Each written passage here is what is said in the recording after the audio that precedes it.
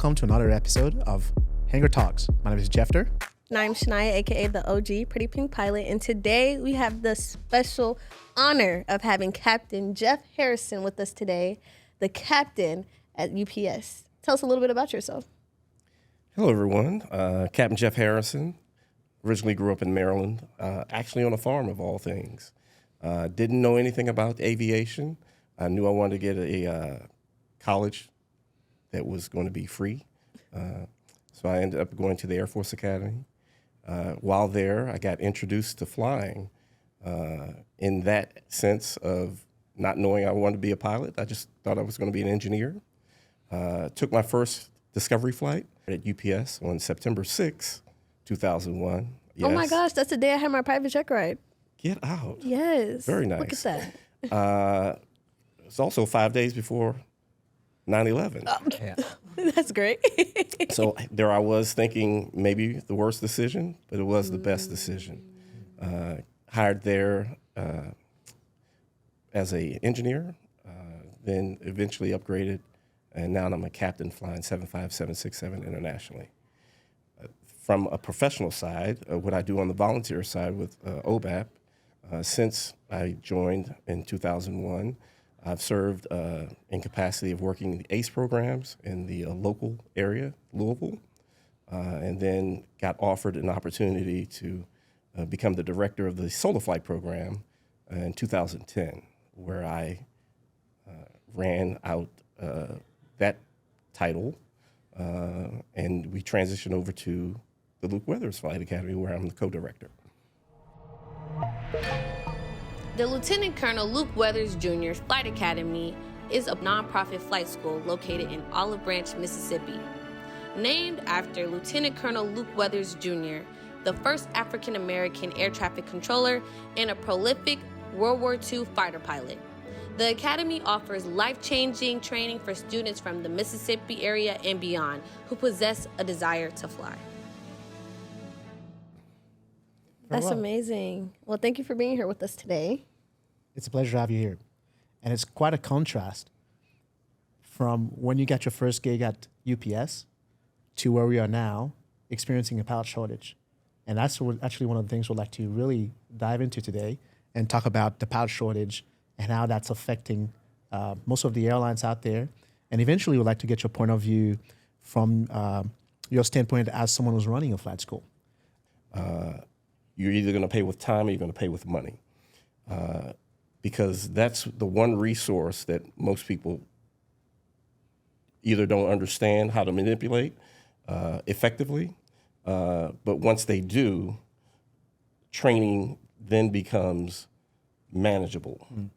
And I say that because typically folks will go through their private instrument, commercial, CFI, multi, MEI, and eventually get up to their 1,500 hours with the ATP in a unrestricted aspect, or a restricted ATP with 1,000 hours. So for our listeners who don't know what that is, could you elaborate a little bit? Most definitely. So again, time and money. So if you're having to amass 1,500 hours to get an airline job as what we call the majors, the issue is now I have to pay at minimum 160, 200, 250, whatever value that flight operation is going with, as they call it, wet, and that's with gas, and then additionally with the instructor fee.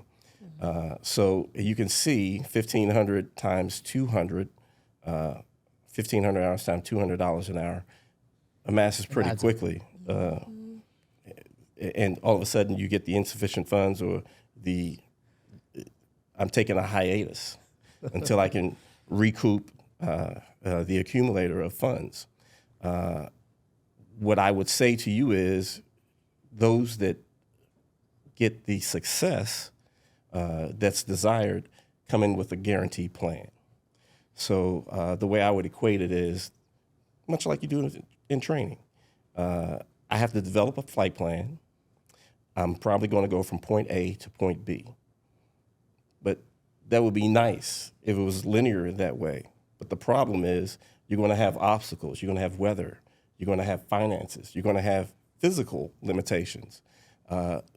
So now the 2-hour flight that was planned turns into something longer. And the best way that you can manipulate that is, again, coming in with monies, time, resources, and a plan. But I would also say one of the most valued resources that most people don't know they have is a mentor. Yeah. So don't think that you're a Magellan, a Vasco da Gama, in the sense that I have to go out and navigate this on my own. Yep. But instead, take wisdom from others so that now you don't have to knock your head against the wall to figure out, how do I navigate this challenge? Correct.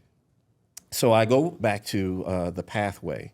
The military, because I served in the military, they too have found that what they were doing was inefficient in some cases, because some people are, as they call it, naturally gifted or come in with flight experience. So what they've done is try to truncate or curtail the pilot training to the level of expertise that's demonstrated per sortie, so that what used to take 1 year now gets down to 6 months or 3 months.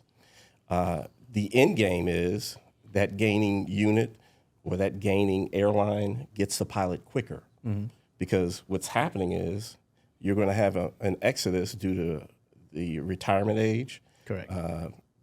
or medical issues or anything like that, where the aged or veteran pilots are leaving at a clip that is surpassing or greater than the incoming. Because again, I still have to, one, get the pilot trained to all the ratings, get the pilot to the level of hours that are dictated, 1,500 hours or 1,000, whichever it applies to, and then get them through on-the-job experience, as far as regionals, far as CFI, or just learning their discipline within the structure.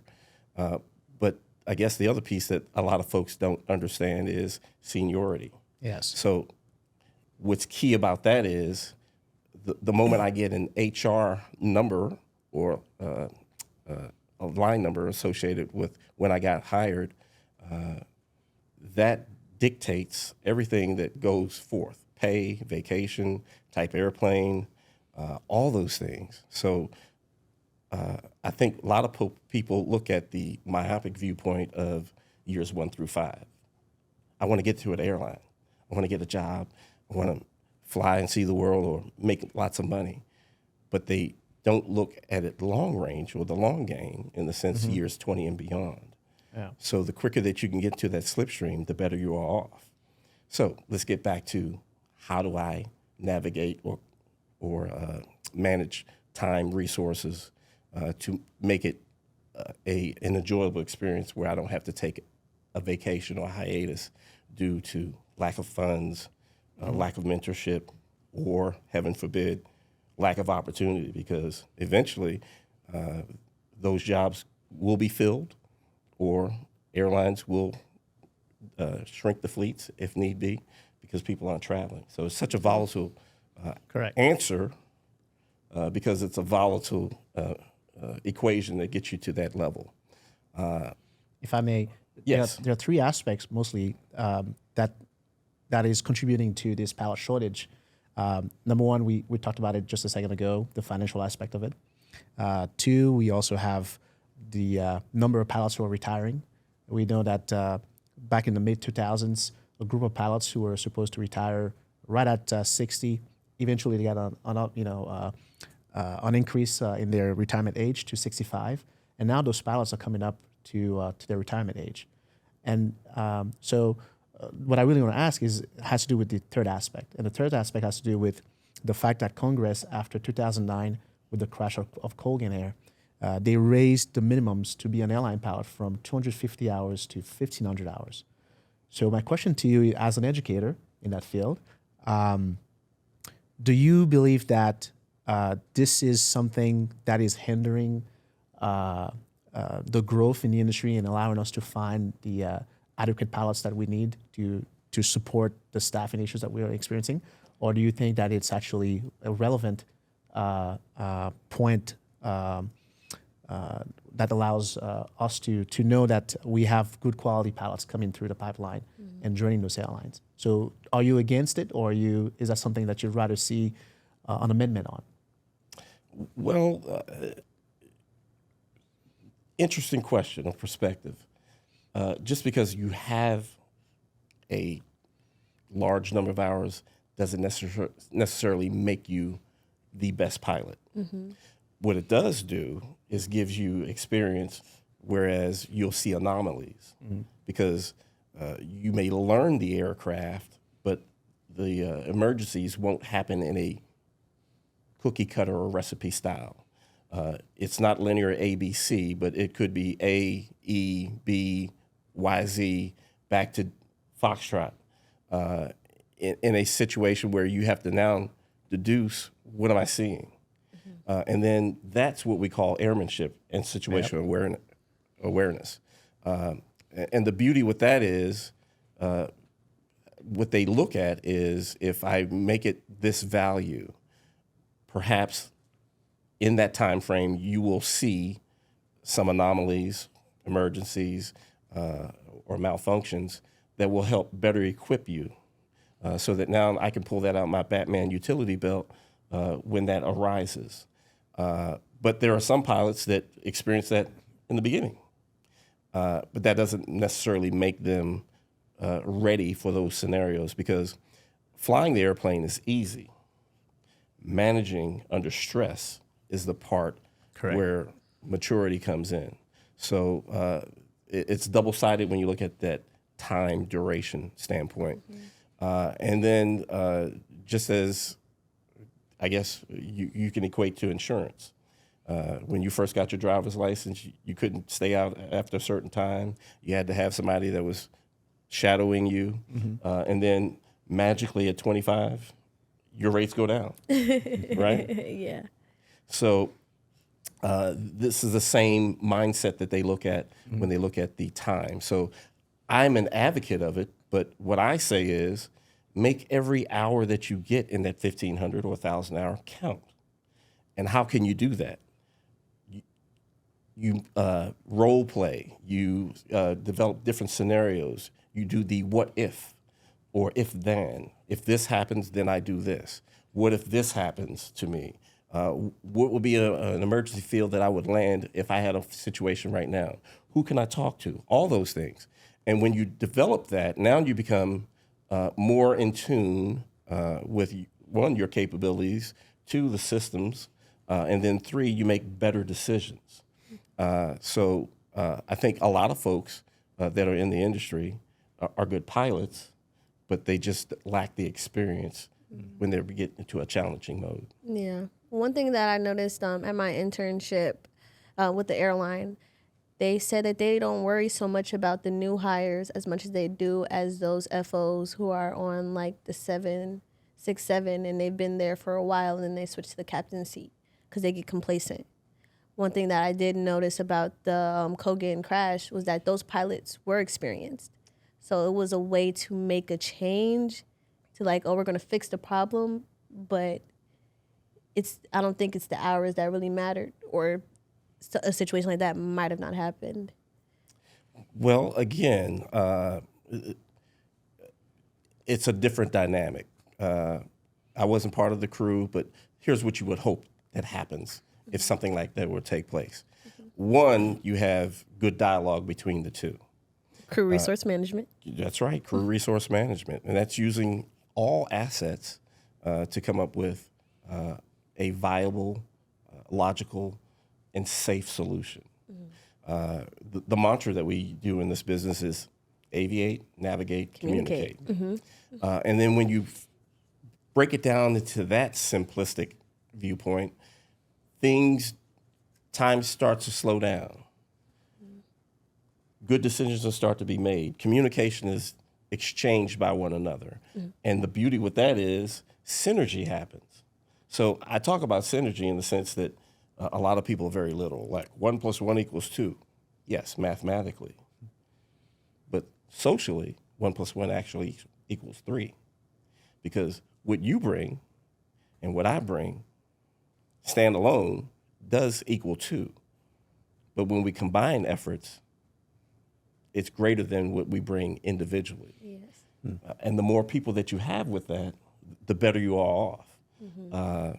So when developing all this, the thing I would say is handle every situation as though you're trained. You fight the way you train, was the mantra that we used in the military. They also put it in the sports field. So they always talk about practice makes perfect, but as people say, perfect practice makes perfect. Yeah. So it's not the volume that you do, but it's what you do with quality. the volume and quality over of the quantity. time that you have. Yes. So when you do that, now people judge you as making good decisions. And then when something goes contrary, because there are distractions that we'll have, compartmentalization will take place, that's where dialogue comes in. So there's an acronym that I'll leave you all with, CUPITR. So question for the Q, promote ideas for the PI, decisions, make a decision, and then review what you've done. So when you do that, now that establishes a logical plan. So everybody knows what I'm trying to do. Now, that doesn't mean I have to stay on this path, because I can then find something Pivot. better. Yes. Pivot. Yes, I've had to do that multiple times in my training. Not a problem with pivot.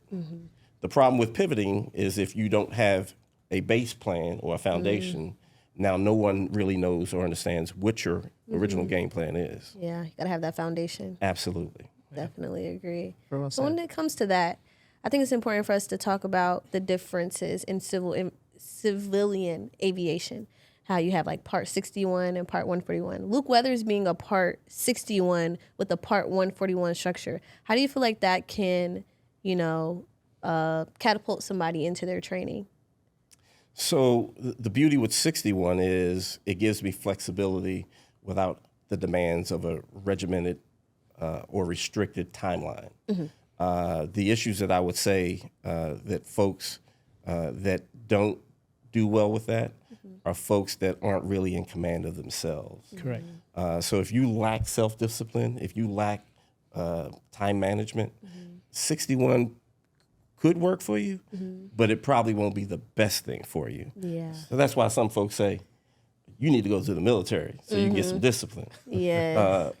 But I'm not an advocate of that, because I think that you can grow a person into understanding what their weaknesses are.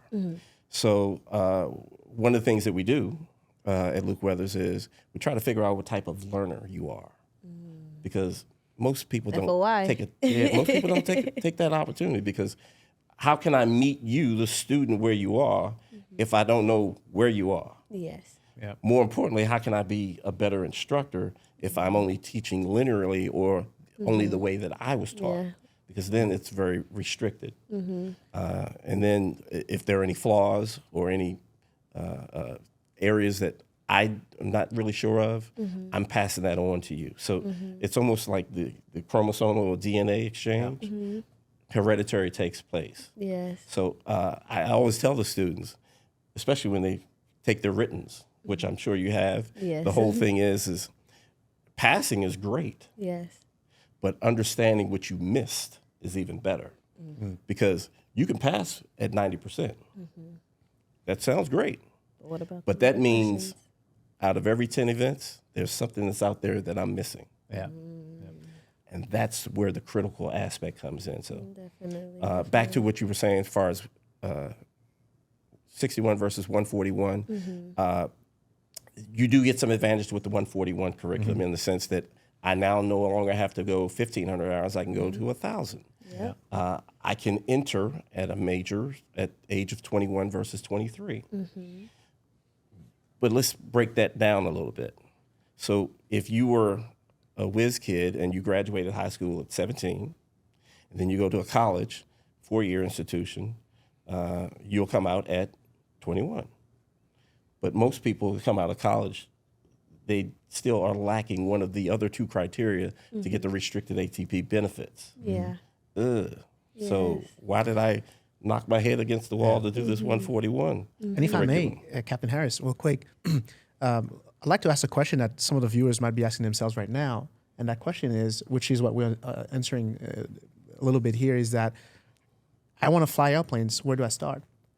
So perhaps would you speak on the time? Would you speak on the fact that, whether or not, how to make that choice, whether you join the military versus you go into like a civilian route and start spending money on your own and whatnot? Interesting dilemma. But as I said before, what you'll learn, same as in flying, whereas airspeed and altitude, I can exchange one for the other. I do the same thing with time and money. So the military will equip you with great training, great instructors, great curriculum, but the payback is I have to now be only dedicated to this entity for whatever time frame that is. So I say all that because in order to fly in the military, you have to be an officer. So that's 4 years of education before I can even think about being a pilot in there. Then I go through pilot training, make it through that, rigorous training in whatever time frame they're using, up to 1 year. And then there's a payback that I owe contractually, and that's 10 years or 11 years. So now you start looking at it, that's what, 4 plus 1 plus 10? Adds up quickly. That's 15 years. If I go through the civilian side, take, for instance, Luke Weathers, we've modeled it where you can get from your PPL to your CFI or your MEI, which is Certified Flight Instructor, or your multi-engine instructor, in 9 to 11 months. But we understand that the challenge is now the money has to be paid. It's not like the old reference of, I'll gladly pay you Tuesday for a hamburger today. Instead, it's a pay-as-you-go, but we've created a couple of interlocks that make it much more affordable to our members, in the sense that we partnered one with American Airlines with the cadet program. So there's funding resources in that aspect. If you don't have your own monies, you can get monies if you qualify with the American Airlines Credit Union. The other aspect that we do is we've taken out the pork, if you will, when it comes to inflated costs. We understand that to become a pilot is not an inexpensive endeavor, but it shouldn't be easy either, because if that was the case, everybody would be a pilot, right? Yep. And you don't want everybody to be flying you or your loved ones, right? So the whole thing is that from the civilian aspect, we've taken the time where it would go through an institution, let's say a 4-year college, and we've truncated that down to the 9 to 11 months. Let's just call it 12 to be round numbers. So what that does, that gets you in alignment to get your airline job quicker. Remember I was talking about earlier about the HR number and assignment. So that's years 1 through 5, but that's really years 20 and beyond. So when I say that, especially for the students that want to take the gap year, I always hear that these days, like school is just stressful, life is just too much. I want to take a chill and just have a gap year. And I would say, yes, do that. But now you've just put yourself in competition with the juniors when you were a senior, or if it's longer, the sophomores. So again, you rob yourself of year 20 and beyond. And when you go to a website, there are several that are out there that will tell you what the pilot salaries are. Let's just use round numbers again. As a captain, you could make north of $300,000, $400,000, $500,000. So that one gap year that you decided to take when you were 17, 18, 19 was really a $400,000-$500,000 donation that you gave to your competition. Thank you. Thank you if I'm your competition, now. Right? Yeah. So you might want to rethink that. So again, what I would say to you is Are you supposed to know that? No. But how many of y'all playing video games out there? You got to get the cheat code. I got to get past this monster or to this next level.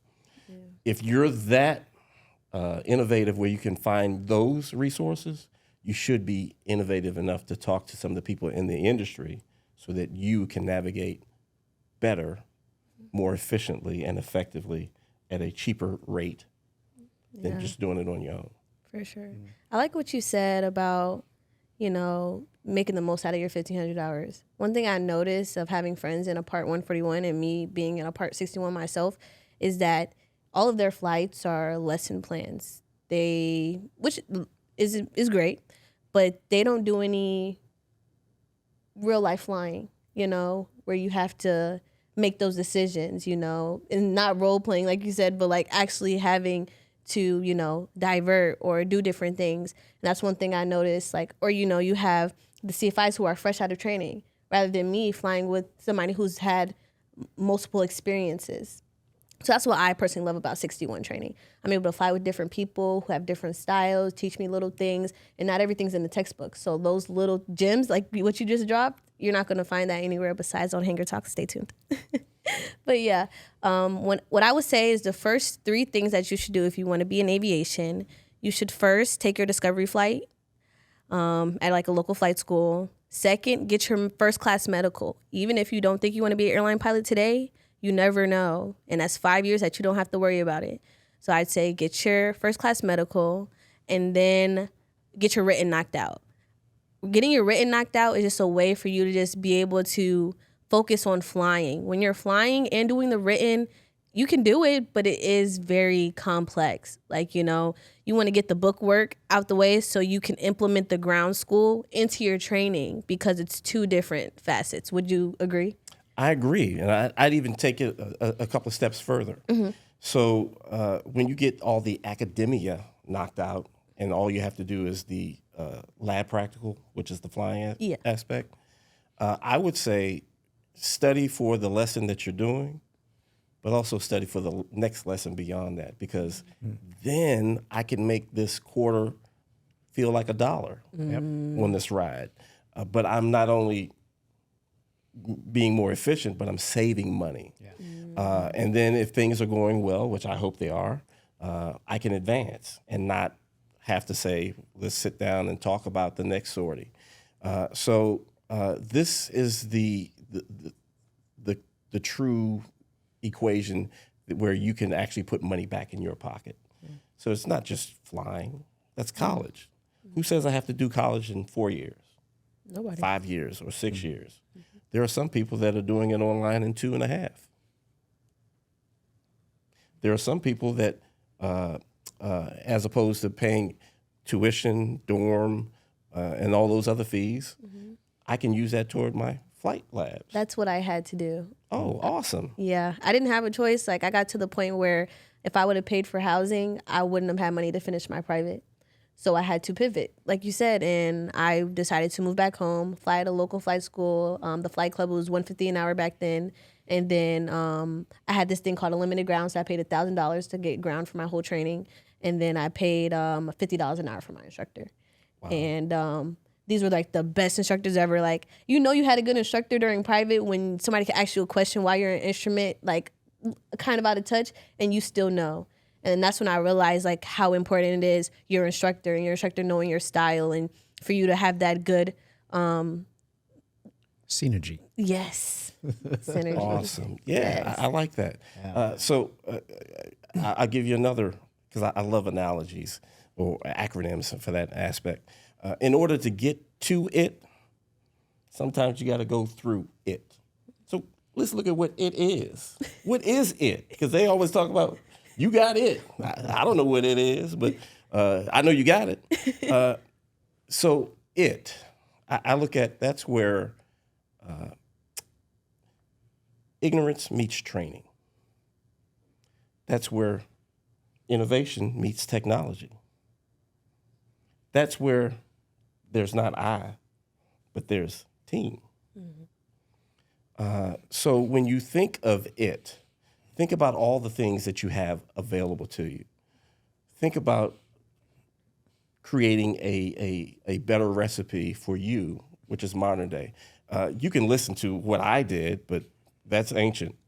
A lot of people use backward thinking or logic in the sense of an archaic solution for a modern problem. Yeah. Don't be that person. That's inefficient use of your time, resources. Think about what's going to be best for you.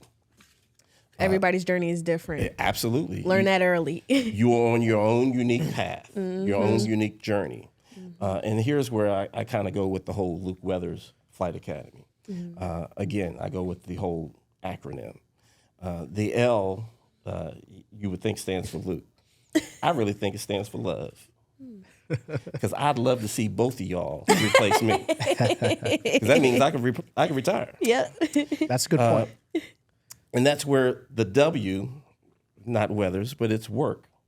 So you're going to have to put the work in to get it done.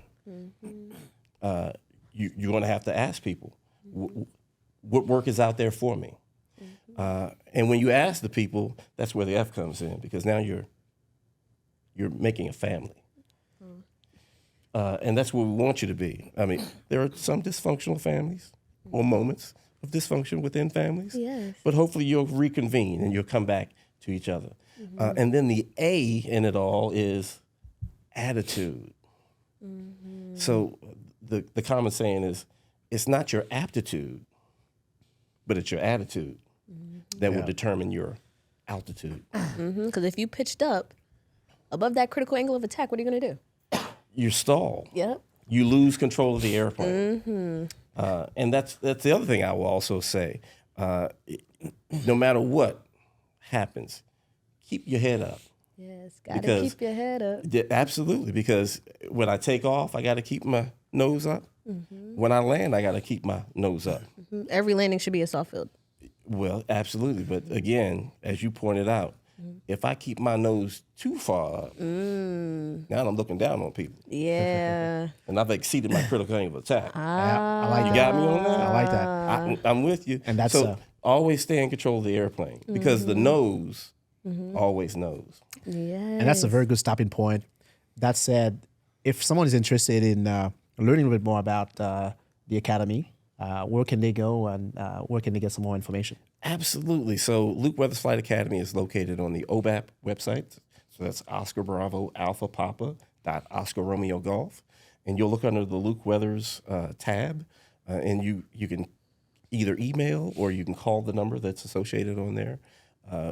Operators are standing by to assist your call. Do you guys do tours? Yes, we do. And we do discovery flights. And matter of fact, we ask that you come and do a tour.